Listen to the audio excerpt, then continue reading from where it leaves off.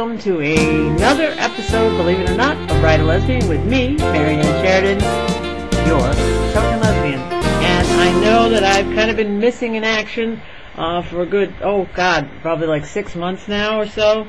And I apologize for that. And I've had a couple of people over the months harass me into, it was a good harassment. It was nice to know that people still are waiting to see more episodes.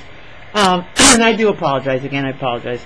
Just a lot of shit happening in my life, but then again, that's life. Shit happens, as they say, and sometimes it's good shit, sometimes it's bad shit, sometimes you can't make it out. You know, you can't make the shit out. You know what I'm saying? It looks like shit, smells like shit, but it ain't shit. So, I don't know how it's not shit. If it looks like shit, it smells like shit, but let me not even go there, because I don't even know where that was going. Anyway, so actually, a lot of things have been going on. I am now here at my soon-to-be, well, not soon-to-be, she'll be 83 years old, my mom. I'm at her house. My stuff's in storage. Again, my zip code changed. How and why I even get mail these days for the last almost 3 years, I don't know how many yellow stickers I've had pasted on, but I have to get a separate mailbox, so cut the top off, make like a skylight in it, because the labels are stacked about that high on one envelope. Actually, they're not, but it should be that way, because unfortunately, sad as it is to admit, that's how it's been. And I'm like most, I'm just searching and seeking out my who and what and where and all that jazz, you know, in my life, and it's kind of, sometimes you feel like, okay, here I am, I'm almost 48, and, what am I doing? Here I am with my mom, but it's not that way, because in essence, really, when it comes down to it, I'm not just helping her, but I'm also helping myself in this transition.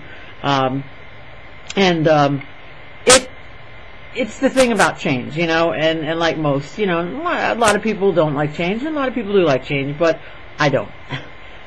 But when you think about it, life is change. Pretty much that's what it is. It's change. It's what we do with it. It's if we recognize it and all that jazz. So, and pardon the background sound, but I'm signed on AOL, like always. You'll hear my buddy list sounds on and off, so I apologize for that. And also, out of cigarettes. So, if I'm rushing through this, that's why. I have to go to Winn-Dixie, which is what I affectionately call probably one of my favorite stores. Grocery stores, Winn-Dixie, which many of you probably know, and many maybe not. Of course, those around the globe probably wouldn't know unless they visited south. I don't think it's up in the northern parts. Really, I don't know where it is. But anyway, we'll go on and on about Winn-Dixie. Yeah, I have to do a little shopping for Miss Daisy and put on my shopping hat, and then take care of business. But I thought, since I was here, and you notice I'm with a coat on, and those of you know, I am in South Florida, Lake Worth, West Palm area, and actually a cold front came through, and I'm thrilled. I'm probably the only ass running around with my coat on, but it is actually chilly out, and it's supposed to be in the 40s or some low 40s or something tonight, which is very cold. It's cold anywhere, that temperature, but here in South Florida, as you know, it's very cold. And yeah, but I'm happy, because the only time I get to use my coat. So, there I am, donning the coat, and I'm a happy camper, except I have no cigarettes, like I said before. But that explains me rapid fire speaking through this episode. However, I just wanted to put one out to really, on a serious note, to let everybody know, you guys have been so supportive, and I continue, I'm just amazed. I continue to get subscribers on my YouTube channel, even now, and I haven't put an episode out in, like you all know, like 6 months or so. So that really touches me, because the core and the mission of this Write a Lesbian that I created, 2 years ago, a little over 2 years ago, was simply to touch a life, just in being there. So nobody feels alone, because it is a god-awful feeling. And yes, we are, really, if you think about it, even whether you're married or in a relationship or whatnot, you really are alone. You came in alone. You're sharing a life with somebody, but you're still alone in decisions, in some decisions at least, that you make, whether you're vocal about it or you're silent. However, you are, to some extent, alone. And so, and you can, as many of you know, be in a relationship and still be very lonely.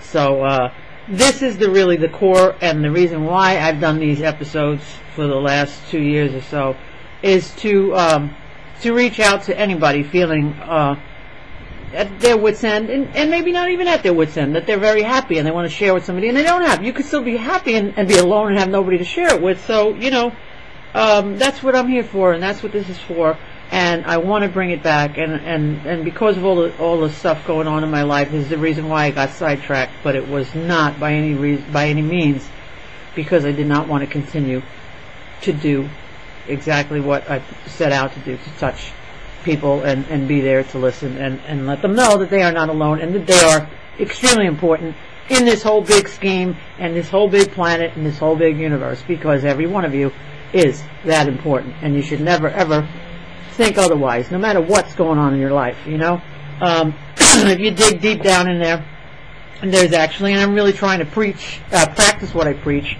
but you know how that goes. But if you reach down in there, you always can, well, not maybe always, but I mean, in desperation, it could get very difficult. You can get lost, sure, but if you stop for a minute and know that just one person out there actually does care and give a shit.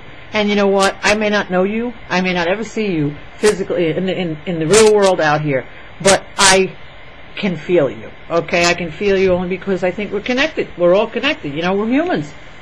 How would we not be connected in some way? I raise my hand to wave, you probably do the same thing, unless you don't have a hand to wave, but the action, the motion, is still the same. So, that's my example, a very brief example, without going on and on for days. As you well know, I can do, and I'm not afraid to do it. So, with all that said, I certainly hope that 2009 has started off in a direction for you, every one of you, in the way that maybe you left off in 2008, or that you didn't start in 2008 and put off for one reason or another, in the midst of these bad times, not just here in the U.S., but around the globe. I mean, everybody's feeling the pinch and the squeeze somehow or another, and it stands to reason. The world is growing older, as we are. And with age, yeah, sure comes technology and stuff like that, but it comes other new issues and problems and so on. So,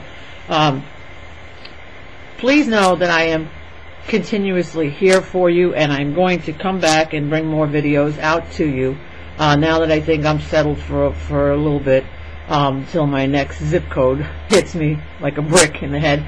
But for the meantime, I'm here, and making the best of it, and that's pretty much all you can try to do, is make the best of it. But I'm still shooting for my goals, and I want 2009 to be at least something, even a small step towards my long-term goals, and I hope the same for each and every one of you too. So, regardless of how 2008 ended, I really do wish each of you for 2009. Top of the list, health, full of good health, because of course we all know, without health, I mean, you could win the lottery, you could be happy in love, but shit, it don't matter if you're dead, you know what I'm saying? So, health first. However you reach your good health, more power to you. I don't preach any of that, I don't judge any of that. Everybody, needs to find their way that way and take care, to hold on to that as much as they can, the best they can. If something comes upon you, just do the best you can with it. But yes, I wish you all good health, and much happiness, and a great abundance of love.